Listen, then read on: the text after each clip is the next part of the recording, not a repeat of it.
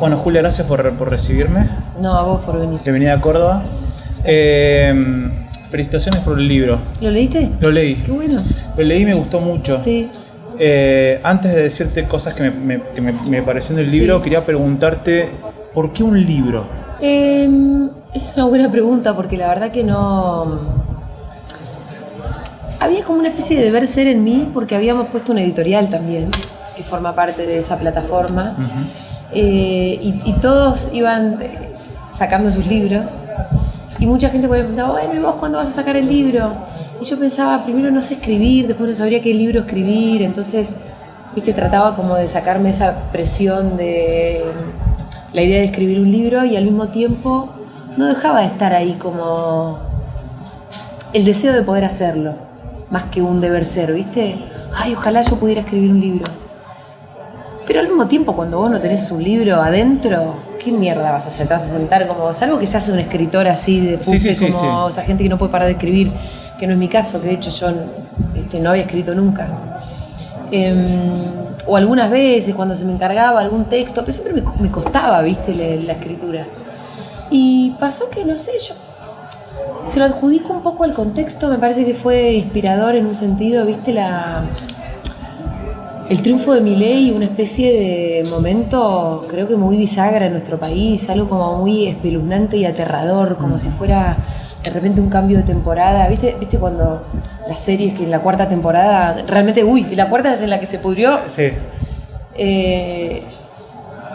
Algo de eso me parece que a mí me bajó como una data y de alguna manera me ordenó una serie de obsesiones que yo tenía, temas en los que pensaba, sobre los que tenía lecturas, sobre los que tenía opiniones, sobre los que había también como tenido algo para decir en el debate público, alguna polémica, y que creo que de alguna manera también conformaban las piezas de un rompecabezas que nos ayudaba a entender el presente, ¿viste?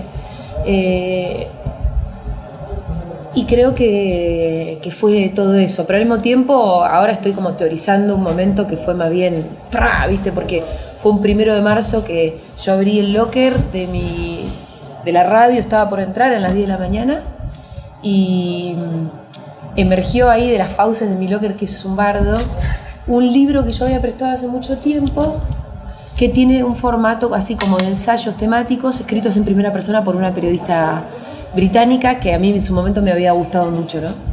No tanto por lo que dice, sino sobre todo por el tono que tenía. Y entonces yo dije, yo tengo que escribir, este es el momento para escribir el libro, y el libro puede ser ensayos escritos en primera persona con el material que es las propias opiniones y las propias aventuras y las memorias. Vos sabés que me gustó la primera persona porque encuentro que es un libro en primera persona, pero es un libro que desde un yo habla de un nosotros, ¿no? Cuando me acerqué al libro, cuando lo comencé a leer, que fue antes de que vinieras a Córdoba, bueno, a presentarlo la primera vez que viniste, yo en aquella oportunidad contacté a Magu y vos venías también así raudamente. Sí. Y lo que pasó es que me encontré con lo que me atrapó del libro, aparte de la primera persona, y que habla de un nosotros, porque no es una primera persona, pero también colectiva y de cosas que todavía estamos digiriendo. Entonces también me gustó que era en tiempo real. Claro. O sea, en un punto estaba leyendo el libro y estaba con un montón de preguntas sobre eso. La pregunta que te quiero hacer respecto a ¿eso surgió así? ¿O fue como fuiste escribiendo y después uniste este rompecabezas? Bueno, mira, ¿cómo laburaste eso de mezclar la historia personal con la parte que tiene data más periodística?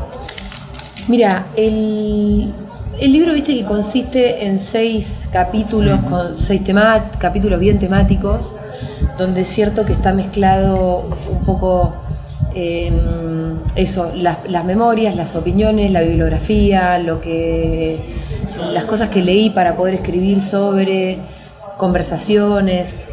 Es el típico ensayo, ¿viste? No, tampoco inventé nada demasiado nuevo, aunque es cierto que es bastante particular. Y después viste que mechado entre los capítulos está ese diario que es como esa bitácora de lo que iba pasando mientras yo escribía el libro. Y creo que como que le da una especie de densidad en el sentido en el que es como el telón de fondo de una especie de película de terror, y que es todo lo que iba pasando mientras escribía el libro, que es el primer año de Milei, ¿no? Y ahí viste que hay otra tipografía, entradas con fechas, escrito en tiempo presente, como un diario, para diferenciarlo bien también de lo que son los capítulos propiamente dichos. Ese diario surgió en realidad porque yo sentía que tenía que escribir una introducción que explicara por qué voy a escribir un libro. Cosa. Y entonces en esa introducción, la introducción empezó explicando algunos eventos que a mí me llevaron a que me echara las pelotas y eso terminó contando algunos eventos concretos, y entonces terminó como dándose en esta forma de diario. Y después, cuando yo se lo di a Fabián Casas, que fue mi editor, él me dijo que no sea la introducción el diario tiene que estar partido entre los capítulos. Y después se amalgamó muy bien todo eso, ¿viste? Es como que de repente es loco, porque en el diario aparece que se murió el papá de mi amiga Sabri, y en el capítulo siguiente, casi casualmente, que la primera persona con la que yo hablo de este capítulo es mi amiga Sabri. Eso como se dio bastante naturalmente y sin pensarlo, pero terminó quedando como mucho mejor eso, que si hubiese sido todo el bodoque del diario al principio. Claro, todo. Y después los capítulos. Bueno, a mí me parece que también como lector está bueno, porque es como que te permite como una curva de lectura. Sí, como ir y venir como en dos registros. Cuando uno escucha un disco y empieza el palo, pero después baja, después vuelve a estar el palo. Bueno, eso me pasó, y que me parece que también está bueno porque lo hace ágil.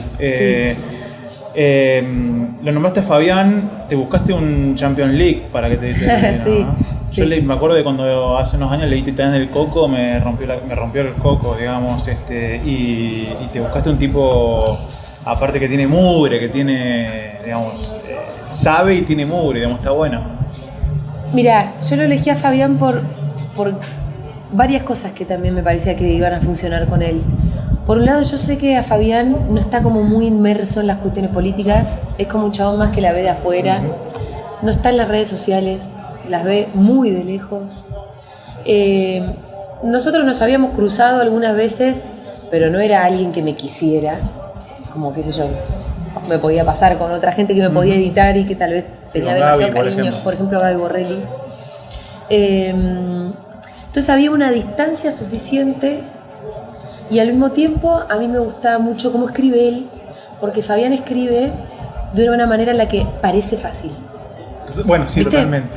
Y yo sabía que el estilo con el que yo estaba escribiendo era el que me salía, y también era un estilo como más bien simple. Parece fácil, no lo es tanto, pero que parece fácil, ¿no? Diferente a, no sé, la prosa de Martín Rodríguez, ponele, que son cosas que uno lee, o de Leila Guerriero, que por ahí los lees y decís, nunca voy a poder escribir como ellos. Pero con Fabián te pasa que, no porque puedas escribir como Fabián, pero sí hay algo como decir, yo quiero escribir así, y por ahí podría llegar a acercarme. Y entonces me parecía que Fabián iba a ser mucho más indulgente seguramente con cuestiones estilísticas. Me imaginaba que no iba a ser demasiado rompehuevos con eso, ¿viste? Un chabón como más, que no te va a decir, no sé, no repitas 2 veces la misma palabra, como esa gente dice, también, che, si tenés que repetir la misma palabra, repetí la misma palabra. Pero también está bueno porque no deja de ser un libro periodístico en un punto. Sí. Más allá de lo personal, hay que tener que encontrar como el justo medio, digamos, ¿no? Porque para algunas cosas, cuando empezás a tirar data y qué sé yo, bueno, sujeto, verbo y predicado. Sí. Después lo otro puede tener un piripipi, ¿no? Sí, claro, obvio, lo podés tener más, menos. Y entonces eso me gustaba de Fabián, y después no solamente la cuestión estilística me parecía que podíamos andar bien, sino que también hay una picardía que él tiene, también en la mirada que tiene sobre la vida, ¿no? Y que yo también confiaba como mucho en el criterio de su picardía. Y de hecho, después cuando a él le di lo que tenía escrito, que la verdad que era casi todo el libro, yo ya tenía una buena pelota de cosas escritas, me encantó su entusiasmo, que también, como te digo, había tantos temas que para él eran más lejanos, que él los leía como ojos casi de niño. Decía, esto es así, ¿quién es el Gordo Dan? ¿Entendés? Claro. Como hasta se sorprendía con cosas que él desconocía y eso para mí era como, estaba bueno, dárselo a casi a alguien que... Mirá lo que te voy a contar, mirá cómo es Twitter. Ah, bueno. Y después también el criterio del buen gusto, ¿viste? Fabián, cuando había un párrafo que me lo tachaba completo, este no va, confianza ciega. No, ¿viste? Acá te diste manija. O acá estás haciendo autobombo, no queda lindo. Confío. Está buenísimo. 100%. Entonces confiaba como en eso, en el criterio, en el buen gusto de alguien que tampoco estaba sumergido en los temas. Nombraste Twitter recién. Sabes que somos amigos en Twitter hace muchos años porque ¿sí? Yo era de un grupete de acá de Córdoba que discutíamos allá por 2009-2010, charlamos cuando Twitter era otra cosa. Un lugarcito. Un lugarcito. Pero, ¿te puedo pedir más hielito, porfa? Sí. Dale, gracias. ¿En qué cosa rara se transformó, no? Y para mí es un monstruo. Claro, sí. Un monstruo espantoso. Pero que lo que parecía que en algún momento era un lugar de intercambio, que de hecho surgieron cosas, conexiones, encuentros. Me acuerdo que era un grupo de tuiteros que nos juntábamos a charlar, a discutir, a compartir, digamos, en un momento donde pasaron un montón de cosas y ahora yo por ejemplo lo desinstalé. Ah, mirá, qué fuerte lo que te hizo. Y lo instalo cuando hay grandes debates, claro, Libra. Pero aparte que donde sé que hay como una especie de tierra vacía de los trolls, digamos. Y ahí es como que entro a leer, si no me hace... Tuve un momento de mucha ansiedad. Sí. Yo quería preguntarte respecto, no a eso, sino a otra cosa. Me interesó mucho en esto que yo te digo del tiempo real. Cuando agarré el libro, yo me estaba haciendo un montón de preguntas que vos abordaste desde tu óptica y desde tu cuestión. Me interesó muchísimo lo que para mí es una crítica injusta que ha tenido el feminismo en el último tiempo, el famoso "nos pasamos dos pueblos". Yo en ese momento me estaba haciendo unas preguntas similares sobre los progres, viste que porque es como una mamushka del feminismo, los progres, lo que fuera. Y yo estaba como con la cabeza con una cosa de que había un sector habíamos perdido la manija de la construcción de un discurso, de un sentido integrador, sobre todo de los pibes jóvenes, ¿no? Yo no lo leía en clave de sexo, porque digamos, hasta el 2023 no sabíamos que los hombres votaban más miles que las mujeres. Sí. Pero estaba con eso en la cabeza y decía, pucha, ¿cómo es que, por ejemplo, queda fuera un armado de lista Ofelia Fernández? ¿Cómo es que se siguen replicando discursos que estuvieron buenos en un momento, pero que ya era necesario construir una narrativa novedosa, que no sea solamente que Elegante escribió una canción con la tablet, con la abecedario? Exactamente, no, y con la tablet del gobierno de Cristina, sino, bueno, ¿qué dicen esas letras? ¿Qué hay ahí? Una construcción de conexión con eso. Y había todo un espacio que estaba tomado por todo este grupo, ¿no? Que después terminó teniendo lugares de poder. Yo me recuerdo haber tenido una discusión en el 2020, plena pandemia, con un comediante de acá de Córdoba que tiene un programa en la radio, que vino a decir, mirá estos tipos, están re locos, mirá, y veía que él lo retuiteaba. Y digo, no hay que retuitearlo. ¿A quiénes? ¿A los libertarios? Claro, era en ese momento tipo que ahora algunos ni están, han sido expulsados, que es porque viste que ha habido como una racia. Sí, el tipito enojado, que no sé si sigue formando por parte de eso, bueno, tenían en un streaming, digamos. Uno que andaba con una máscara y también. Pero era ese mundillo. Yo decía, no hay que retuitearlo eso, de última hay que ocupar ese espacio y discutir, crear una comunidad alrededor de eso. Bueno, y justo cayó porque para mí viene de la mano de lo mismo, ¿no? El feminismo, vos haces tus preguntas desde ese lugar. A mí me interpelaba de eso, del palo de la comunicación, ¿qué estamos haciendo? ¿Qué no estamos haciendo? ¿Dónde estamos yendo? ¿Dónde no estamos yendo? Y me parece que lo que se perdió entre el 2019 y el 2023 no es solamente una idea de país, sino también una idea de una construcción de una narrativa integradora de la cosa nueva, ¿no? Seguimos hablando de cipallo, de sentir una remera de afuera, que sigue siendo criticable, pero hay pibes que le gustan los Avengers y que son peronistas. Sí, hay pibes pero igual eso es una crítica medio boluda, ¿no? Bueno, pero sigue apareciendo en espacios. ¿Sí? Sigue apareciendo en espacios. Por lo menos en determinados sectores, digamos, sí, sí. ¿no? Pero es el nacionalismo que también reivindica Trump. ¿Te referís a eso? Sí, hay un sector en donde en algún momento, si vos, digamos, había un momento en donde estaba todo bien con West, estaba todo bien con West, pero West hacía rap. Entonces yo lo valoro. ¿Qué hacer, Atahualpa Yupanqui? Bueno, que ahí está el tema. Pero esas críticas no venían del palo de ellos, venían de compañeros, de... Bueno, mira, no sé bien a qué te referís, pero todo lo que me estás diciendo... No lo digo públicamente, digo discusiones... No, todo lo que me estás diciendo me parece que, si te estoy entendiendo bien, en definitiva tiene que ver con la búsqueda de una identidad.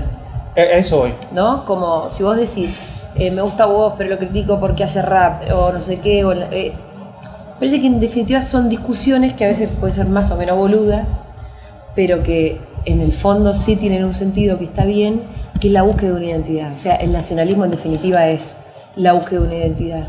El feminismo no deja de ser una identidad posible y el libertarismo no deja de ser también una propuesta de identidad que algunos pibes abrazaron. Hay que ver si termina de consolidarse o si fue un chasquibum de un par de años horrorosos.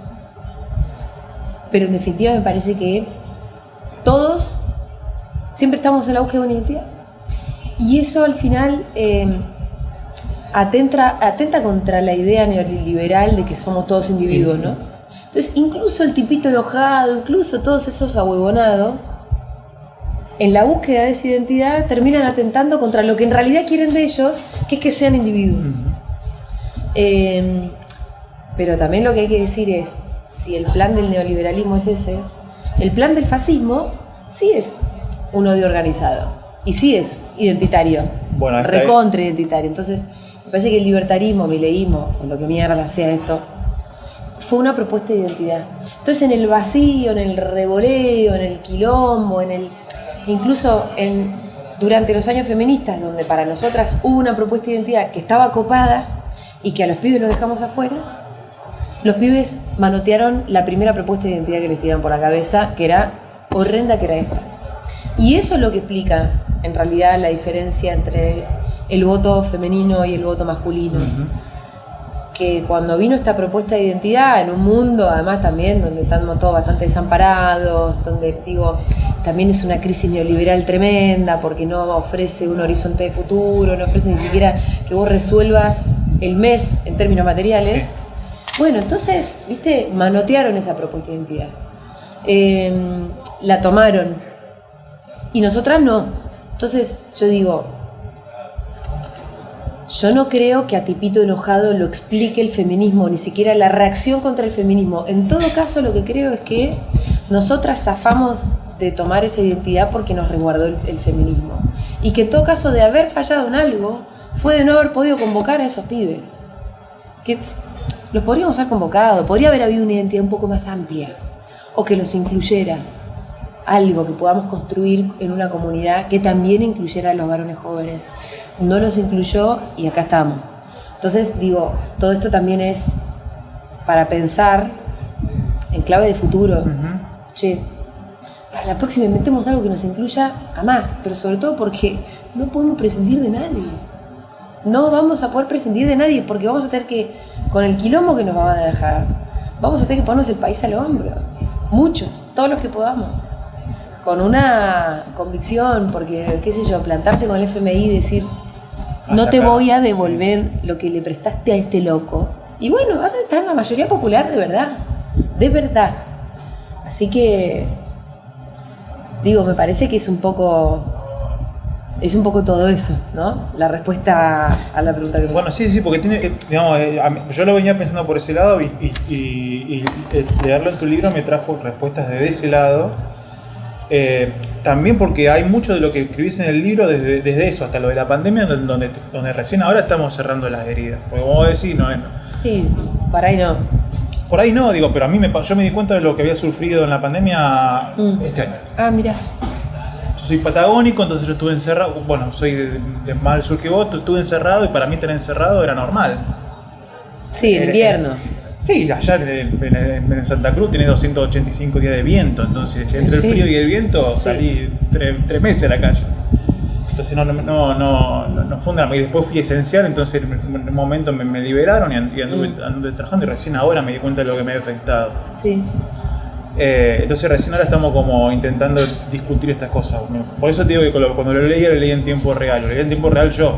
Sí, me parece que el libro, creo que es muy contemporáneo en el sentido en el que habla de una época, y una época no se refiere a un año, habla de...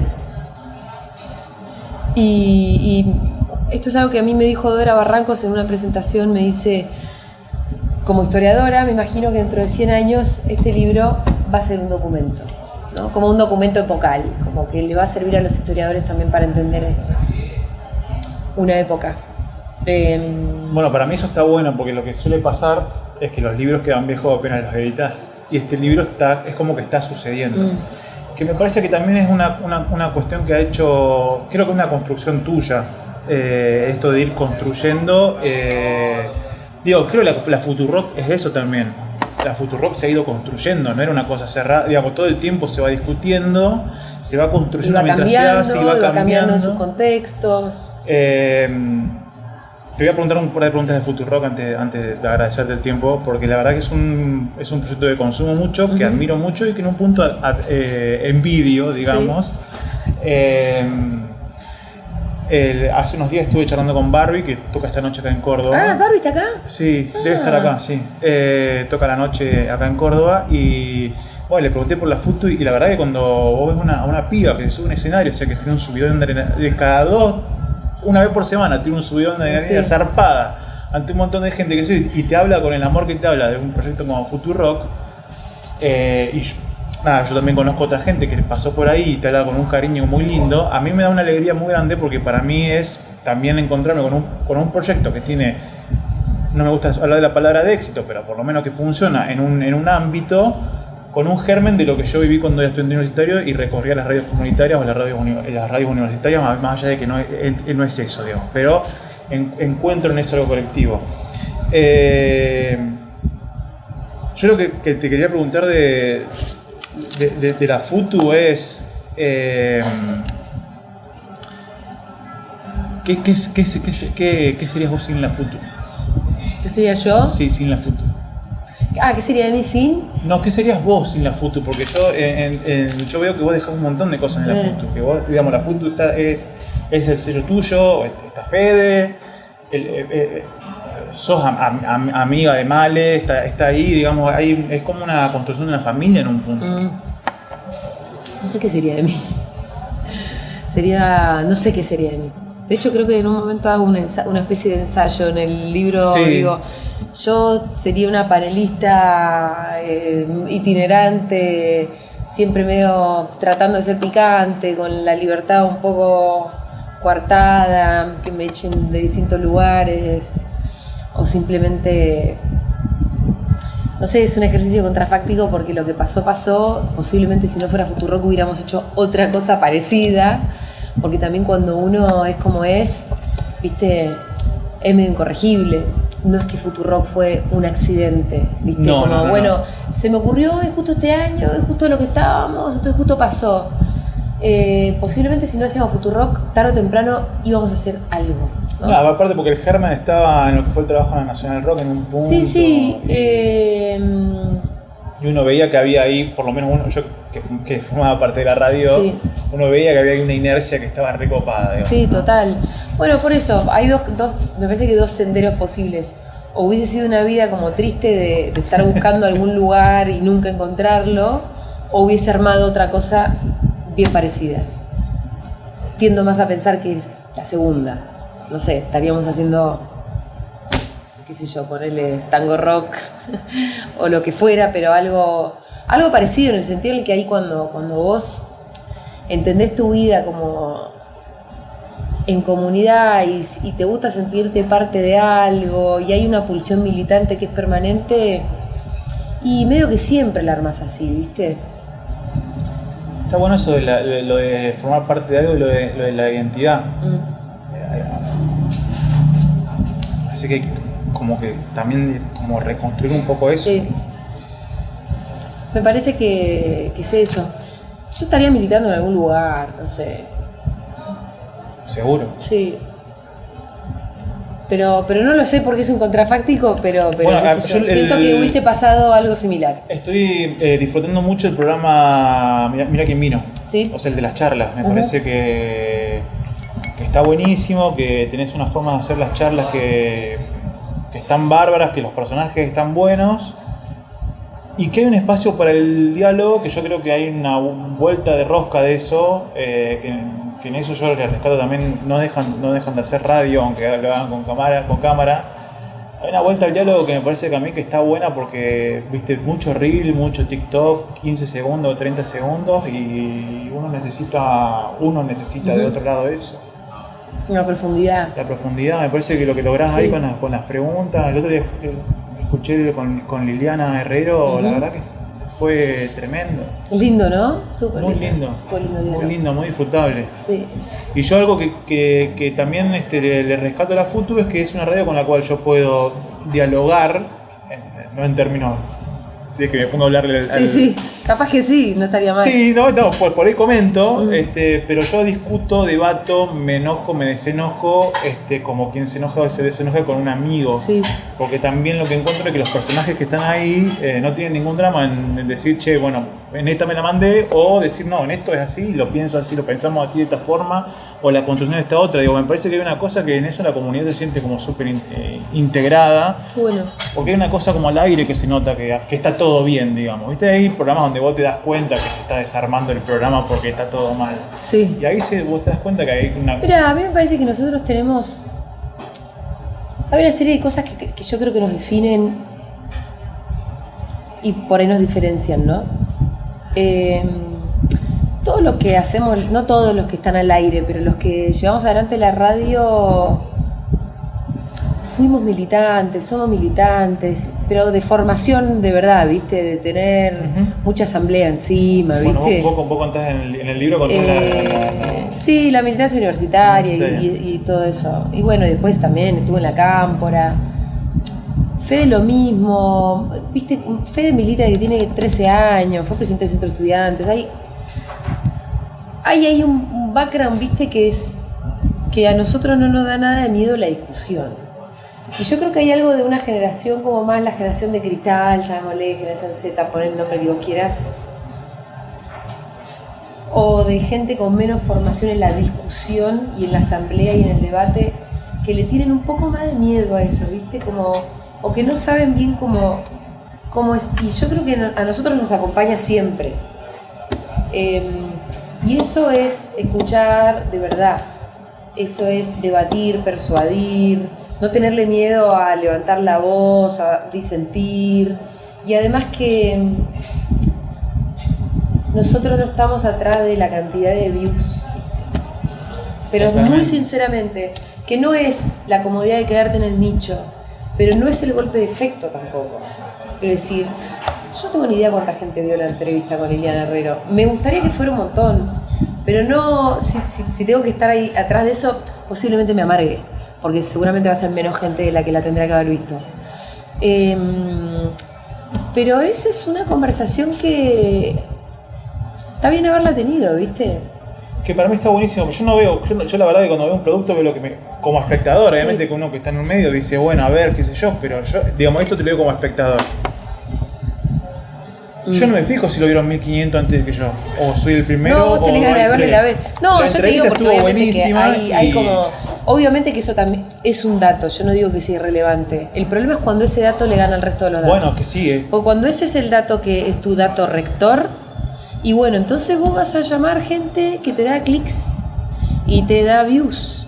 Y entonces ahí es donde tenés a Moreno pululando en absolutamente todos los streams. Y después se presenta a elecciones y no saca 2 votos. Digo, claro, pero ¿de qué te sirvió tanta historia con Moreno? ¿Qué era? Estar atrás de las views. Para mí, cuando es el principio rector, terminás jugando un juego que es totalmente válido, pero no es el nuestro. Nosotros buscamos crear sentido con cierta profundidad, ¿viste?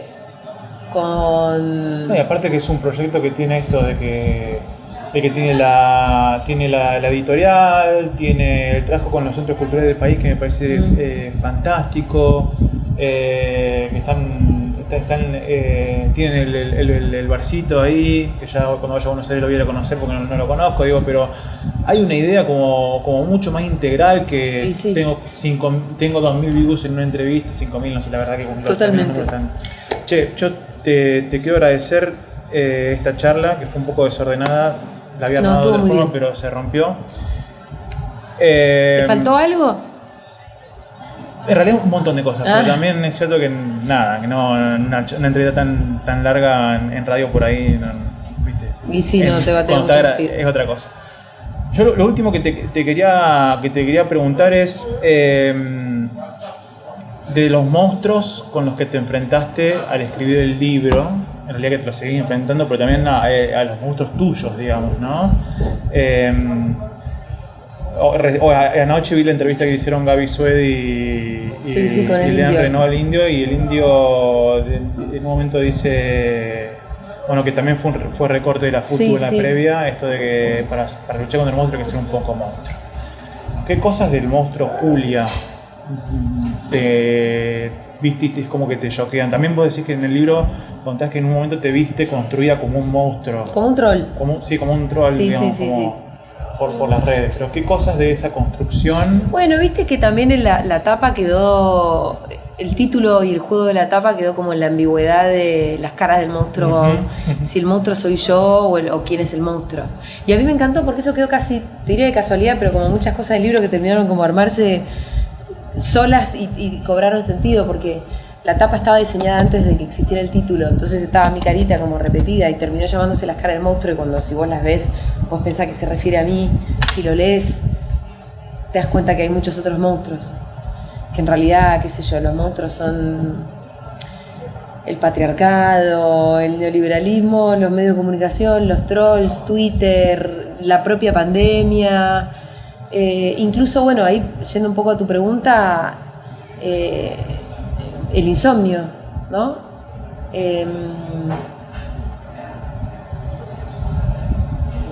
Pero no sé, la verdad es que yo no me veo muy monstruosa tampoco, así que sé que represento una especie de monstruosidad para ellos, ¿no? Y así como me construyen, como hagas un Frankenstein hecho de recortes, ¿no? El recorte donde yo hablo mal de la selección argentina, el recorte donde soy mala madre, el recorte donde del culo de Jimena Barón, donde hablo del culo de Jimena Barón. Entonces soy una especie de monstruo hecho de recortes, bueno, siempre sacado de contexto y siempre como si fuera este personaje siempre molesto, ¿no? Una criatura que siempre está ahí molestando. Pero lo cierto es que me gusta discutir y debatir conmigo misma, pero yo no me arrepiento mucho de nada.